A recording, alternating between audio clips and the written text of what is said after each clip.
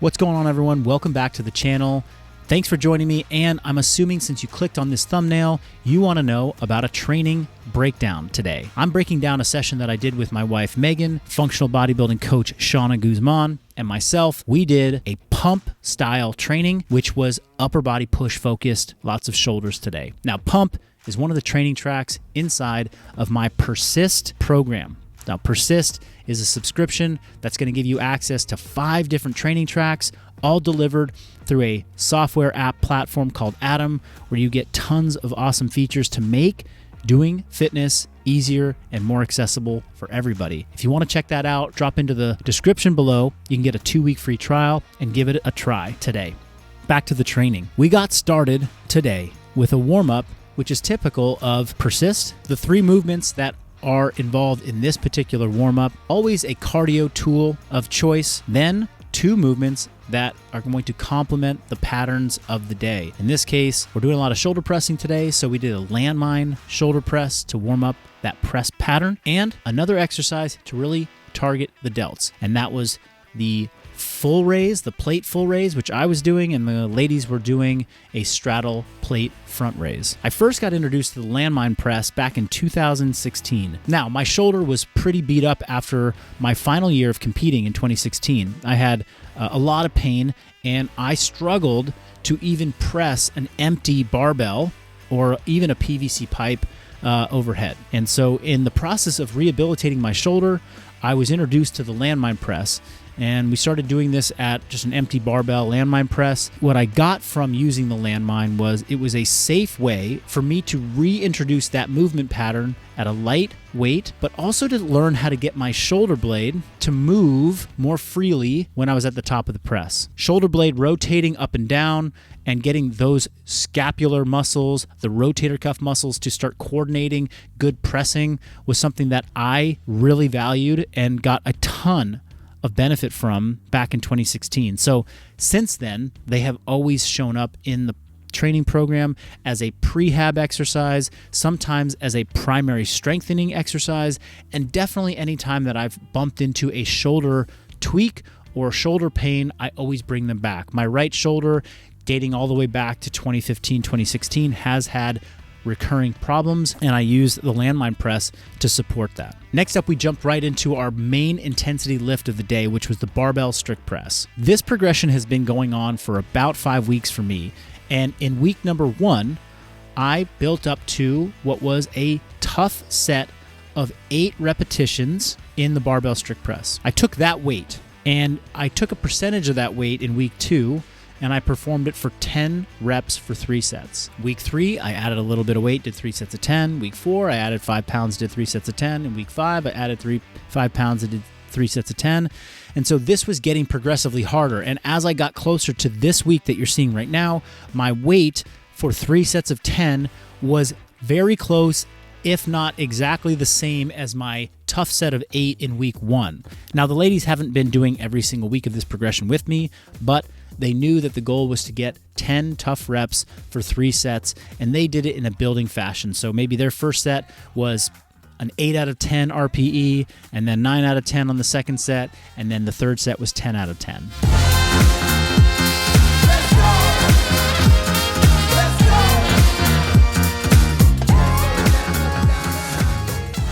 Now, after we finished our sets of presses, we had done our principal intensity exercise of the day, where we had really called for a lot of brain and mental focus, as well as muscular exhaustion and tension. So the next exercises were going to be a little bit less demanding, but still focused on the same target areas in the shoulders.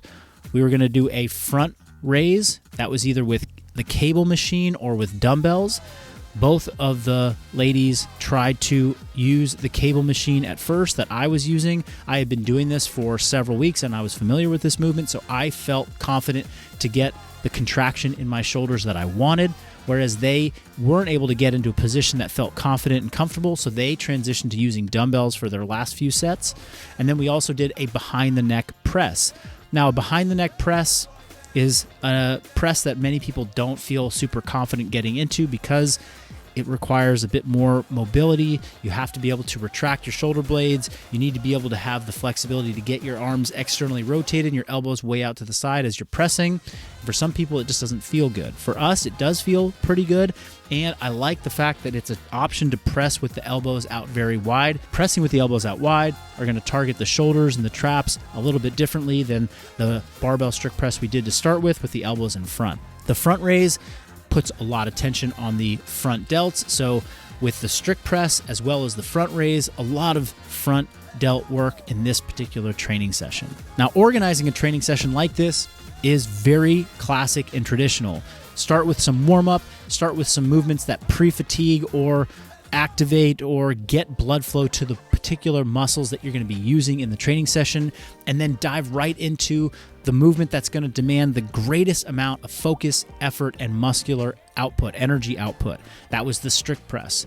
Then as you move further and further into the training session, you choose exercises that will demand a little bit less out of the brain and demand a little bit less from an energy production standpoint. And you can therefore focus a little bit more on isolation, the contraction quality, the movement quality, which is exactly what we were doing with this front raise and the behind the neck press. Now, before we jump into our conditioning, we did have one more superset to really target the triceps. And this was basically a tricep superset, where the first exercise was training the tricep in the overhead stretched position, and the second exercise was training it with the elbows at the side, pressing down in the cable tricep extension. I like training muscles, and I've been exploring that a bit in pump training cycles recently, where we're training the same muscle group in two different positions, one where it's maximally stretched and two where it's maybe minimally stretched. This superset, where the two exercises really compound on one another, they are agonists, they hit the same exact muscle group. It's kind of like one big high rep set. 10 to 12 reps on the first exercise with a short rest, right into 10 to 12 reps of the second exercise. You're essentially doing a 25 to 30 rep set of triceps at fairly high intensity because we're reaching almost failure or exhaustion, 1 to 2 to 3 reps from failure on each exercise back to back.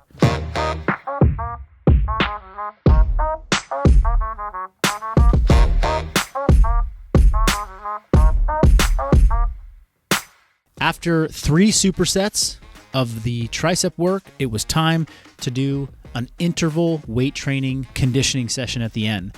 Interval weight training, the classic format is pick a weighted exercise, generally a compound lift, not an isolation lift, but a compound lift that you do for anywhere from 8 to possibly 15 reps.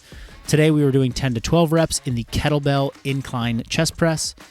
Then after you've completed the weight training, you jump right onto a cardio tool and you are going to perform that monostructural cardio tool for anywhere from 60 seconds to 2 minutes. We were kind of in that 60-second range, and the reps went 10 to 12 on the kettlebell press, right into 18 to 22 calories on the rowing machine.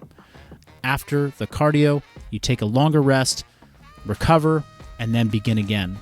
We did 4 total sets of this today, and part of the reason why I chose for us to do the rowing machine as opposed to another cardio machine is that the rowing machine is sort of complementary to the chest press. When we press, we're using a lot of pushing muscles. When we row, it's a lot of legs, a lot of lower body, but it's also a lot of upper body pulling. So they complement each other, meaning that they don't really fatigue one another. If we did a chest press, kettlebell chest press, right into a ski, the skiing machine, the ski erg, then that would probably make the triceps and the upper body fatigue significantly to the point where we couldn't really develop a lot of power and intensity on the ski erg.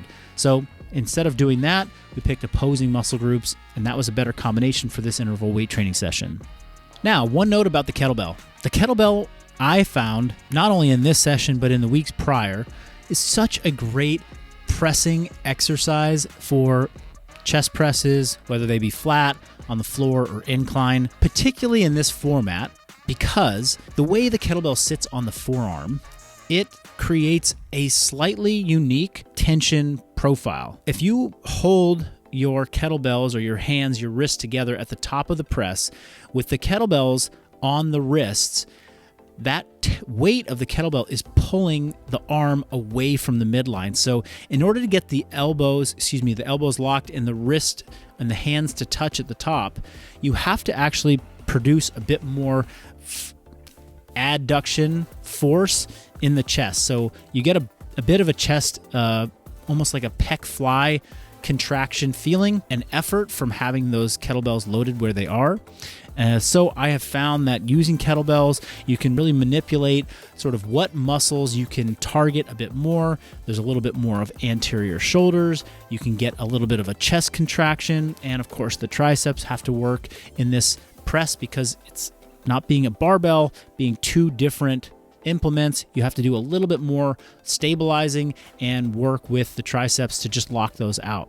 So I love the kettlebells for this interval weight training style of training. And again, at that slight incline position with touching the kettlebells at the top, I felt a really great chest pec contraction, which was something that was not a main focus of the earlier movements. And so having that in the conditioning sort of added some training volume and intensity to the chest, which I would also be hitting later on in this week in a second upper body pushing training session. So to conclude this training breakdown, I'll just review that we started out with some higher rep pre-fatigue work to get the shoulders really warmed up. Then we went into some moderate rep pressing work with the barbell to hit our toughest exercise of the day when we were most fresh. Then it was again some moderate to higher rep strength balance work. This is where we were going to focus on those front raises, and we were going to get a little bit of tricep work as well. So focusing on hitting the shoulders and the triceps from some different positions at that moderate to high rep range. And then lastly, we finished with that interval weight training or interval weight training conditioning session, getting a lot of intensity on both the kettlebell chest press and the rowing machine back to back. And that concluded about a 75-minute training session for us. If you have any questions about how this workout was structured, please drop them in the comments below. I'd love to engage with you there. Also, let me know what types of content you want to see out of these training breakdowns specifically. What elements of training would you like more of an explanation about, especially from our functional bodybuilding method and training philosophy?